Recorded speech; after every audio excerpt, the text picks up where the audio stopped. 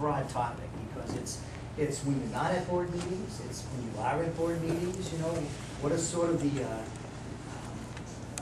staying in bounds in terms of your relationships with each other and sharing information and actually functioning at board meetings.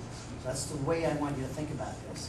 And you are correct. Sometimes you're on that treadmill and you're running so fast all the time that a place like this, we just sort of get away to have a conversation. It really is the first time you can say, hey, you know, this is important to me. Just like we just learned about individual things with each other, we're going to learn about how people think about the system that you are now collectively responsible for. So, group, we're looking at board norms. How do you think you should be operating? We think we should, or how are we actually? How do you want to? If we could establish those, for example, if I could throw out one, like starting on time. What? We're starting on time. You know, everybody Should I write starts that? on time. Sure. Reviewing the packet ahead of the Just say, come prepared, right? Yeah, come prepared. I'll stop. Go ahead. I was going to say in the packet, one of the things I've been advocating for ever since I've been on the board, it's never happened, is getting the list of hirees, the assignments, leaves, getting that with the packet that's sent out on Thursday rather than just before the meeting. Okay, so as a board, you want to have the information available to make intelligent decisions. You want to have that information in front, enough information to be able to make a... For example, if you hired a teacher and you know it's coming to the board for approval, and you know we're all sitting around the table and we ask for a motion to approve, and there's a teacher on there that you just know some things about, that they've done some illegal things, which apparently Franklin doesn't check. But anyway, and you know it's kind of late to say, well, no, I'm not approving this. But if I got that on Thursday or Friday, I might give you a call and say, you know, before we approve this, did you know that so-and-so checked the record, they stole $50,000 or something like that.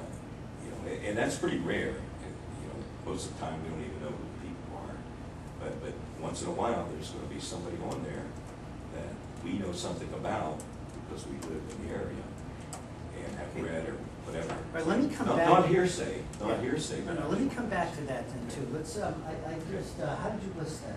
Just get a list of appointments with the packet beforehand.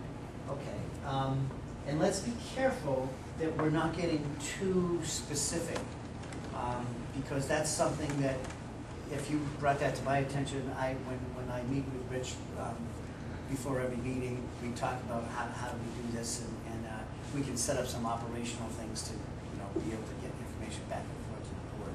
So. Do you want me to leave that up in there? I would leave it up there because I understand now what, you know, where what he's looking for that. Basically, I'm looking at that is decisions that the board has to make. If there's an opportunity to have input because of, you know, a unique situation, they're looking for that opportunity. And I need to process that a little bit in terms of how that would work, because I wouldn't want an email. I just have to think about how to process that. Other big picture norms. Yeah, I think I'd like to see us work, although it's nice for all of us to have our say whenever we kind of want to. I'd like to maybe get in the habit of going around the table to ask for input all the time, you know, before we, because I'll jump right up and start dancing. Right. And it's not necessarily my turn, and it's easier to interrupt when you know it's not. There's All no right, so system. in other words, systematically, I mean, I know Rich does this, you know, he'll call on someone, and there's always an opportunity, anyone else having it, so he opens that up. Yes. He could do that systematically, just go right around once. And I think Rich has been doing it, Yeah. but it hasn't always been that way. And I'd like to see it kind of be It's a good the trend that norm. we need to continue. So you'd like me to go from person to person, say, Marjorie, after the After discussion, there's been a Marjorie, any questions? Yeah, exactly. Jenks, any questions? Paul, any questions? Terry, any questions? And you can do it as many times as need be, Okay. that people have things So they no want one to has to say, dominate. but at Okay. least you know that you're gonna Okay. have a turn, so you can just keep your mouth shut until it's your turn. So then why don't we put up opportunities to share thoughts at meetings? System, how would you put it? Well, you could say systematic opportunity to share. I've got one. Members of the board are all responsible for the successful outcome of any board meetings that we have, and Oh, I like also that. for any failures that we have. So we all need to be thinking about running the meeting smoothly, the timing of everything. So ownership of the success of the meeting. Right. Can we list that? I like that. Ownership? So everyone has ownership of the success of the meeting. That's great. If it's a failure of the meeting, then we blame the chair. Well, that goes both ways. If it's a success, everybody shares in it, it's a failure, it's me. Okay. I think everybody come It's worth two. with an open mind. I mean, I think one of the Come to me, it so- could be a downfall of having all that information. Now you're reading it and you kind of come up with some predetermined ideas, what you think, or decisions, and you don't have to be able to come. Instant and listen. credibility. Absolutely, but come in and at least listen, and try to seek first understand, I guess.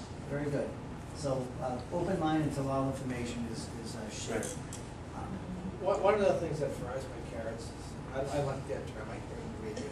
Yeah, I really like it. Fries my carrots? Yeah, I like that. But anyway, is sometimes the board tends to focus on issues that we really shouldn't be focusing on. We should be up here, we shouldn't be down here, looking at the minutia of the day-to-day running. And every now and then, we get involved with things that I don't think we should be involved in. We should try to stay up here looking down and Yep. don't get involved. 3,000-foot view.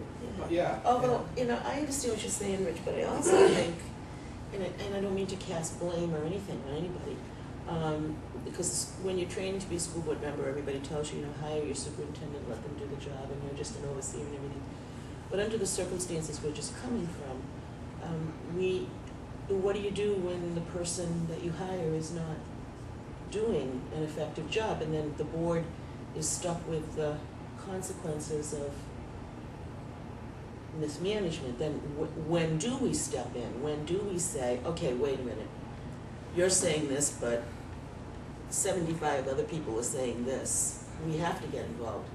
Granted, but we have a new administration today. Yes, yes. So what I'm saying is, I appreciate it, but it's still an issue, isn't it? How do you know? Well, I mean, here's because what I would say. In New Hampshire, you hire and fire everybody. But your primary, and I'll say the most important one, just to have an ego trip for 2 seconds, is the superintendent, because that's the CEO. So you hire someone to do the job. And there has to be a level of trust when you come out of the gate to say, we're going to have to trust this person. We've done our homework. We've had a very extensive search. We think this person is the right fit. And so you have to trust that person to do the job. If the trust is broken. If the plan isn't coming out, if we're not making the successes that we have, if the student achievement isn't getting elevated, if the things aren't happening in the schools to make us successful, then you need to have a conversation with the superintendent of, you're not getting the job done. I mean, I hate to say it, but it's that clear. I look at this as you're a board of directors. Collectively, you're my boss. But a board of directors sets policy and tracks the budget and monitors the budget situation. But you set policies that drive the superintendent and the administration, drive our work. And as long as you're doing that from the 3,000-foot view and saying, how's the organization working, then you're in a good place because you're acting as a board of directors.